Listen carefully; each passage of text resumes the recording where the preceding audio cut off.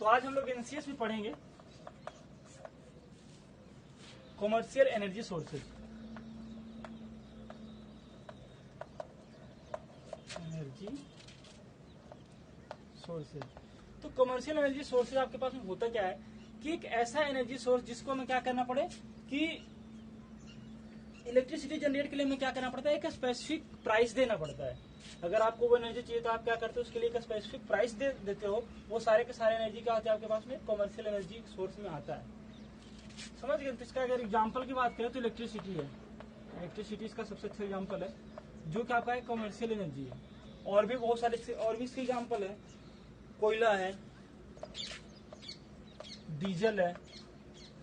इसके लिए क्या है, एक स्पेसिफिक प्राइस फिक्स है। तो ये सारे के सारे जो है वो क्या आपके पास में कॉमर्शियल एनर्जी आपके पास में क्या है, सोर्सेज है। मतलब कॉमर्शियल एनर्जी सोर्सेज कौन सा होगा कि जिस एनर्जी सोर्स को हमें क्या करना है, एक स्पेसिफिक प्राइस देना पड़ता है हमें यूज करने के लिए। वो सारे के सारे क्या होंगे आपके पास में, कॉमर्शियल एनर्जी होंगे। अगर आप गैस की बात करो, एलपीजी जो आपके पास सिलेंडर आता है, सभी क्या आता है, ये भी आपके पास में क्या है, कॉमर्शियल एनर्जी सोर्सेज में ही है।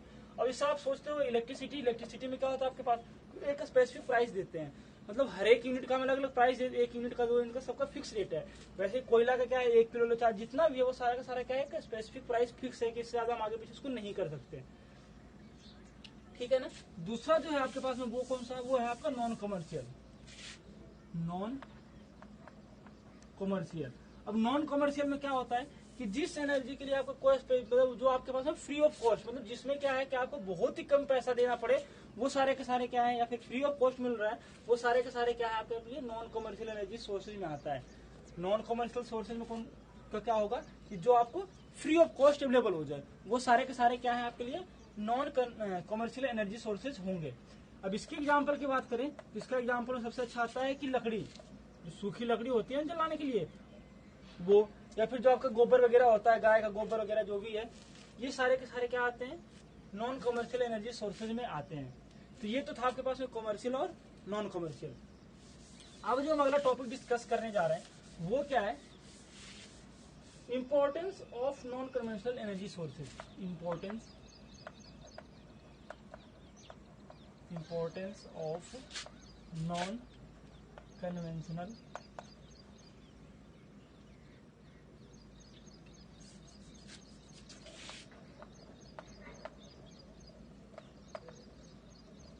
Energy sources.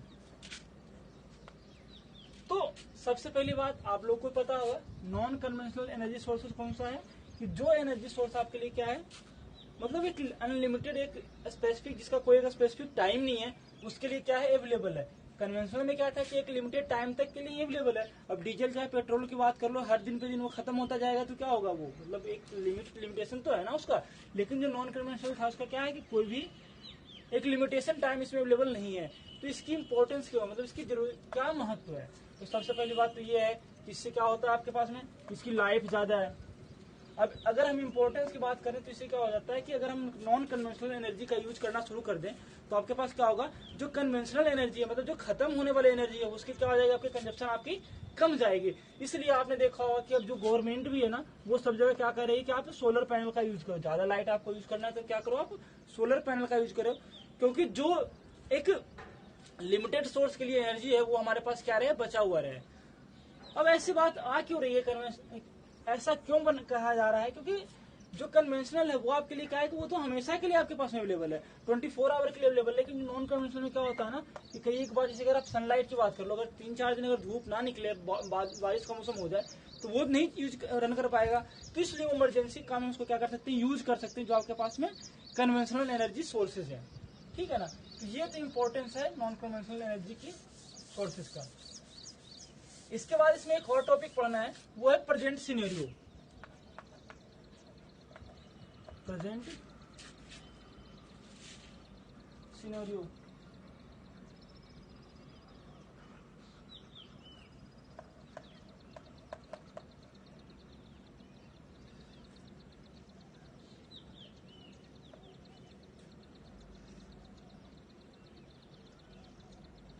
इस प्रेजेंट सिनेरियो, तो प्रेजेंट सिनेरियो है आपके लिए क्या कि ये आपका क्या होता है कि आगे जो हमारे पास में क्या है कि जो नॉन कन्वेंशनल एनर्जी सोर्सेज है उसका एट प्रेजेंट में हमारे पास में क्या ढांचा चल रहा है, किस प्रकार से हमारे पास में उसकी एबिलिटी है। तो देखो इंडिया जो है ना, इंडिया की बात करें तो इसमें जो है आपके पास में बहुत ही कम हम क्या कर रहे हैं कि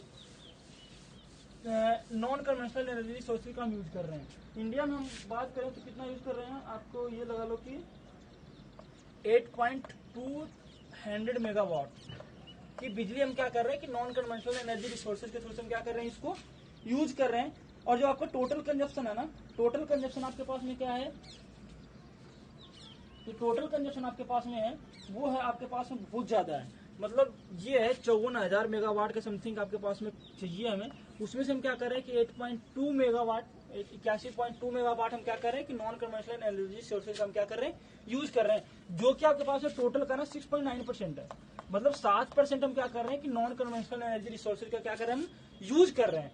लेकिन हमें इसकी क्या करना है, हमें इसको क्या करना पड़ेगा, बढ़ाना पड़ेगा। क्योंकि जब तक अगर हम इसको नहीं बढ़ाएंगे तब तक क्या होगा, जो आपके पास में कन्वेंशनल एनर्जी रिसोर्सेज है उस पर क्या होगा, प्रेशर है, मतलब इसका कंजप्शन क्या होगा आपका ज्यादा हो जाएगा। और ये दिन पे दिन आपके लिए क्या होता जा रहा है, महंगा और होता जा रहा है। इंडिया जो है ना एट प्रेजेंट में पता है क्या कि सबसे ज्यादा बिजली यूज करने में 7वां स्थान है इंडिया का, 7th पोजीशन है वर्ल्ड में इंडिया का कि जो इलेक्ट्रिसिटी यूज हो रहा है उसमें यूज करने के लिए, मतलब सबसे ज्यादा जो यूज हो रहा है इलेक्ट्रिसिटी उसमें 7th नंबर पे आपका इंडिया का नंबर आता है इलेक्ट्रिसिटी कंजप्शन में। तो इन सब चीजों के लिए हमें क्या करना पड़ेगा कि जो नॉन कन्वेंशनल एनर्जी सोर्सेज है इसका यूज हमें क्या करना पड़ेगा, जरूरी है, करना ही पड़ेगा हमें, ठीक है ना। उसके बाद हम ये कह सकते हैं कि अगर एग्जाम्पल की बात करें तो आप सबको पता है कि नॉन कन्वेंशनल का एग्जाम्पल आपके पास में कौन कौन सा है, जो नॉन कन्वेंशनल एनर्जी रिसोर्सेज है इसके एग्जाम्पल आपके पास में कौन कौन सा, आप बताओ। तो इसका सबसे पहला जो एग्जाम्पल है वो कौन सा था आपके पास में, क्या बोलते हैं इसको, सनलाइट है, विंड है, जियोथर्मल है, और भी है। और कौन सा आपके पास में, टाइडल है, बायोमास है। ये सारे के सारे क्या है, non conventional sources of energy हैं। और भी है आपके पास में ओशियन थर्मल है। ये सारे के सारे क्या है, नॉन कन्वेंशनल एनर्जी सोर्सेज है, जिसका कि हम क्या कर सकते हैं कि फ्यूचर में, इन फ्यूचर हम क्या करेंगे, इसका यूज करना कंपलसरी हो जाएगा। सनलाइट का आपको सन से एनर्जी से ज्यादा अगर आपको कंजप्शन चाहिए तो ये तो आप भी देख रहे हो कि स्कूल कॉलेज जितने भी या फिर हॉस्पिटल वगैरह बड़े बड़े हैं सब जगह पे क्या कर रखा है कि सनलाइट सोलर प्लेट है उस जगह पे उसको क्या कर रखा है, कंपलसरी कर ही रखा है। अब जहां पे सोलर का अवेलेबिलिटी नहीं होगा वहां पे क्या करेगा, विंड का एबिलिटी देगा। जहां पे ये दोनों अवेलेबल नहीं वहां पे जियोथर्मल, मतलब कोई ना कोई एनर्जी सोर्सेज क्या होगा आपके लिए कंपलसरी यूज करना ही पड़ेगा।